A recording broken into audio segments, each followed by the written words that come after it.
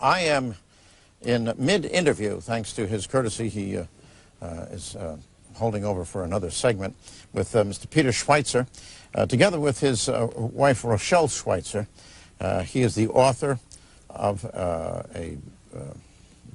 really, in a sense, appalling book, because it is called Disney, The Mouse Betrayed, Greed, Corruption, and Children at Risk. It's published by Regnery, which is a first-rate publishing company. I happen to know Mr. Regnery and the people who work over there, and they are very careful about the books that they publish, and they make sure that they are accurate. And this one has been vetted 6 ways from Sunday. It's very, very good. And what it is about is the terrible transformation of what we all once knew, at least those of us of a certain age, as the Walt Disney Company, which provided, clean, really good family entertainment where you didn't have to worry and everything, to a profits-driven outfit that has doubled the rates of injury in the industry in its theme parks, which refuses to cooperate with the police around Orlando, which retains on its payroll known pedophiles and voyeurs and things like that. They have sex crimes and everything else going on down there. Really a terrible situation. And we were right in the midst of this when, of course, we had to take a break for the commercials and everything. And when I was coming back, John, you'd sent Cameron out to retrieve me, as he frequently does. And I just realized that although they fired these people and everything like that very, very infrequently down there at Disney World, isn't that where we found Cameron? Didn't he come from Disney World, John? Yeah. I was afraid of that. Have you looked into Cameron's record? I will do it now. Please, geez, we don't want to be hoisting our own petard here. Fortunately, we don't have any children working here. But I did notice, John, that there's been a hole drilled in the ladies' room. And that's the sort of thing that's going on down there at Disney World. And I was wondering, who around here could do a thing like that? I'm not saying it was Cameron, but maybe we ought to set up one of those cameras and see if we can find out who's doing this. Okay. Getting back to Disney, The Mouse Betrayed, Mr. Schweizer. One of the things I noticed that in the back of the book, to make the point that this is the real thing, you don't just quote from, you have actual reproductions of the actual documents, depositions and things like that in court cases having to do with these activities. Now, one of the things that I found, and I want to warn everybody now, some of this is particularly disgusting. I'm going to try to use euphemistic language so that, one, we don't get in trouble with law enforcement or what have you, and second, we do get the message out, though.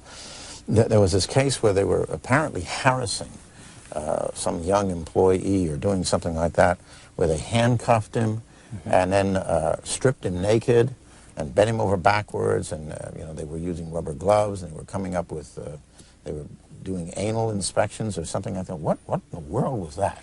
Yeah, that was really one of the other horror stories that we discovered. Down in Disney World, in addition to having their own large security force, they have their own fire department. They have 4 firehouses at Disney World property, and they're Disney employees. And we found in court depositions that 8 firefighters that have worked there have testified under oath that they were basically sexually assaulted by fellow workers. When they would join the firehouse, a group of employees would grab them, pin them to the ground, strip them of their clothes, insert objects in their behind, pens, a variety of other objects, and this was a repeated form of harassment that took place over the course of more than 10 years. Did any of them use a cigar? Not that I know of. Not that I know of. So far, only in the Oval Office do we have that. Yeah, I mean, these were very serious and aggressive attacks, and what's interesting is Disney in 1995 had a member of the Orlando Police Department come in to investigate, to conduct his own investigation, because they'd received complaints about these forms of harassment.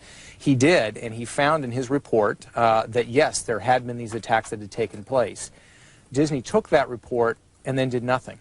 Nobody was disciplined, nobody was fired, there were no repercussions whatsoever. The only real repercussions for Disney are that 3 firefighters have filed lawsuits against Disney, and Disney, which is a company that really very firmly defends its legal position, has settled 2 of those cases out of court because the evidence was pretty overwhelming. The other thing about these attacks that are so amazing is they didn't happen in a dark corner somewhere in the firehouse. Indeed, as is mentioned in the testimony, they would announce it over the public address system that they were going to attack somebody. Oh, well, like that. For those of you in the line to be attacked sexually, just be patient.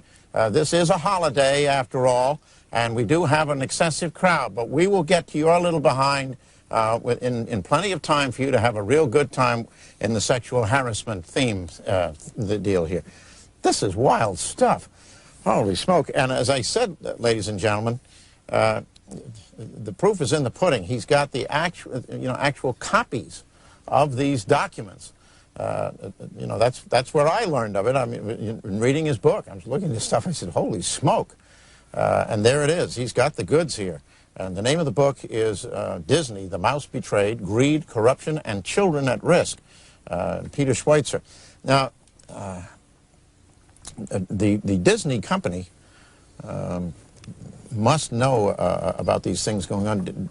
Did you confine your research into this just to Disney World on this coast rather than Disneyland, I think it is, on the other coast? Yeah, we primarily did Disney World because Disney World has a special status. In 1967, the Florida legislature basically set up a system whereby Disney World is its own local government.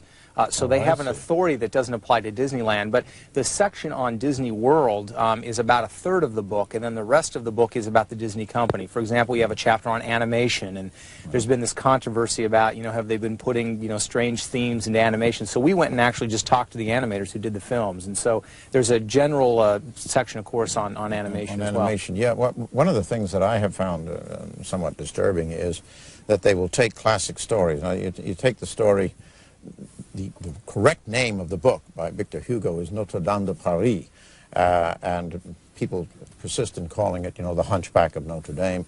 And then they'll take a classic story like that, and they'll just ruin it.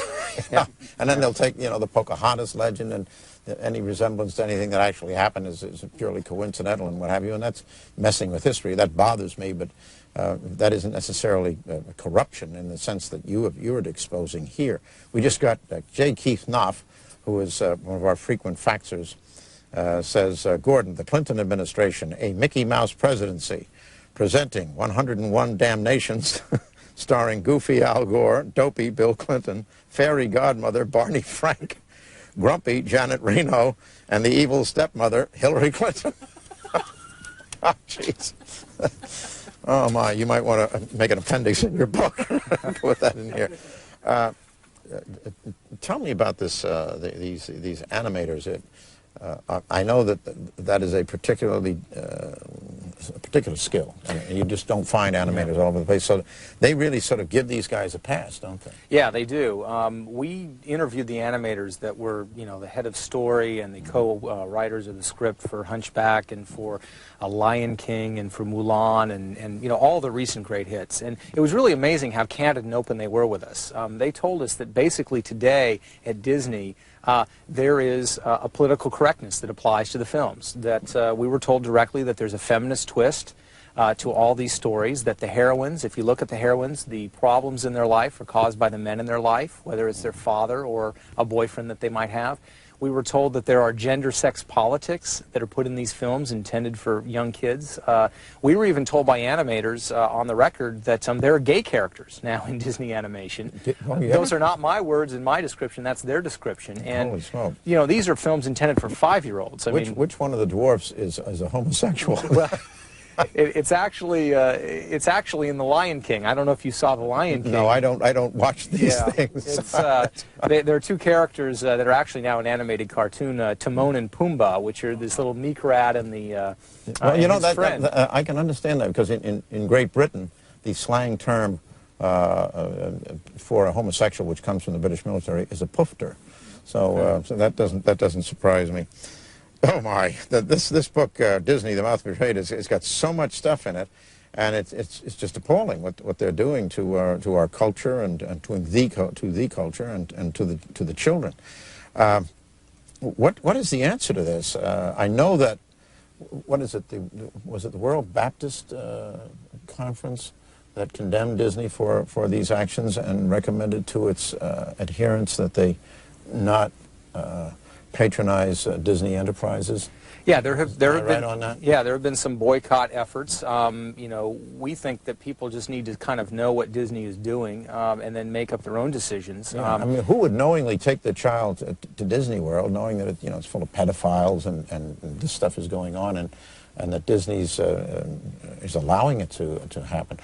Tell me about this special status that they have. In other words, they couldn't stonewall law enforcement if they did not enjoy this special status. Yeah, well, there are two things. First, in Florida, unless it is a capital crime, you are not breaking the law if you don't report the violation of a crime. And so that's one protection that they have. But in 1967, the Florida legislature allowed them to set up something called Reedy Creek, which is in a sense a local governing authority. That means that everything from zoning, if Disney World wanted to build a nuclear power plant on its property, there's nothing the state of Florida could do to restrict them. But in a more practical way, what it means is that law enforcement, Reedy Creek, basically has the authority to set up a local police department. And the way they've set up the local police department is, instead of actually hiring law enforcement officers who work for the local government, they simply contract it out to Disney Security. So you have a private company that is providing, in a sense, policing services for the area. Would I be far wrong if I would suggest to the good citizens of Florida that they could go a long way toward cleaning up the situation down there at Disney World if the legislature would revoke that charter and make them subject to law enforcement the way all the other political subdivisions in the state of Florida are? I think that's an excellent suggestion. That's what really gives them the power to run their own 911 system. If you're the victim of crime at Universal Studios and you dial 911, you get the police. You'll get the police. Disney World, you get Disney Security. And of course, they're there to protect their corporate interests, not the people that are visiting the park. That is a remarkable disclosure. All right, I've just been reminded by my heartless producer, Mr. Pop, that you have other appointments. This isn't the other show you're going to be on, the only show you're going to be on. Ladies and gentlemen, my thanks to Peter Schweitzer for staying over this long. This is just some of the appalling things that are going on in the Disney Corporation in general and in Disney World in particular.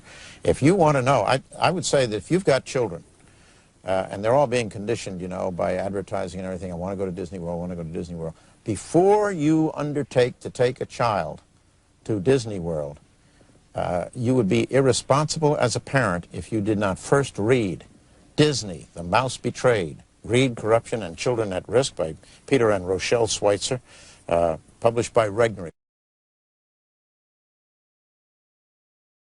So, you won an award, didn't you? You're an award-winning journalist. Yeah, we did win. Actually, Brian Ross, the ABC guy, when he was at NBC, we won. The team that I was part of won the Overseas Award for Investigative Journalism. That's great. Yeah. And Brian Ross is a great journalist. I mean, he's one of these bulldog journalists. And they asked him to resign over the story, and he refused.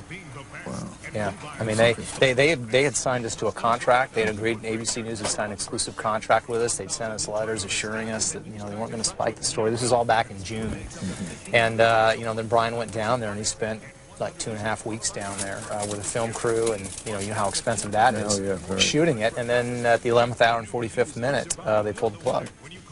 Yeah. Well, that's exactly what they did with Silent Coup. Is it?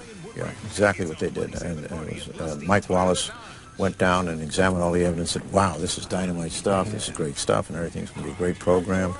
And then, like a week before it was supposed to air, pulled the plug. Yeah. And that's, did you ever have any sense of what happened? What specifically Well, yeah. happened? I mean, when they realized that it went against the conventional wisdom, which was wrong. This book really explained what Watergate was all about. I mean, even I hadn't known. And it showed all the instances of the perjury by John Dean to put people in jail. And I mean, it's one thing to testify against your associates. It's another thing to perjure yourself when you're doing it. It's really a bad thing. But they had such a big investment, the Nixon haters did, in this other stuff, that they just pulled the plug on. And they've been trying to suppress it ever since. And you will find that people will continue to try to suppress your book. I mean, it won't be just that one instance. Right. Disney Company is very powerful, and they will try to do it. We have only been, I mean, I probably have done already, a lot of radio interviews, and there are more planned. I think there's only one scheduled with an ABC station. I mean, I just think... And that guy will probably end up fired. He'll be working for us. So this is CBS, so we don't have a problem. Yeah. I figured there probably wouldn't be a problem, even if it were ABC. You're pretty independent-minded, which is good. But that's true. I have it by contract. I have control of the content of my, so long as I stay within the law. I mean, we can't use mouth words that will endanger the license of the station. Right. But other than that, I mean, the content I control here. That's important to have. No question about it. Okay.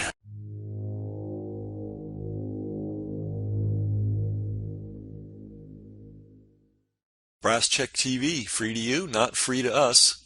We've got a server bill, we've got an email software bill, we've got a tech helper bill, and that happens every month. So to everybody that is supporting us financially, that's paying for their subscription in one way or another, we really appreciate it. If you're not, consider doing so. Everybody's got money for the newspaper and the cable bill and all that. Do you have money for media that's actually serving you? That's really the issue here.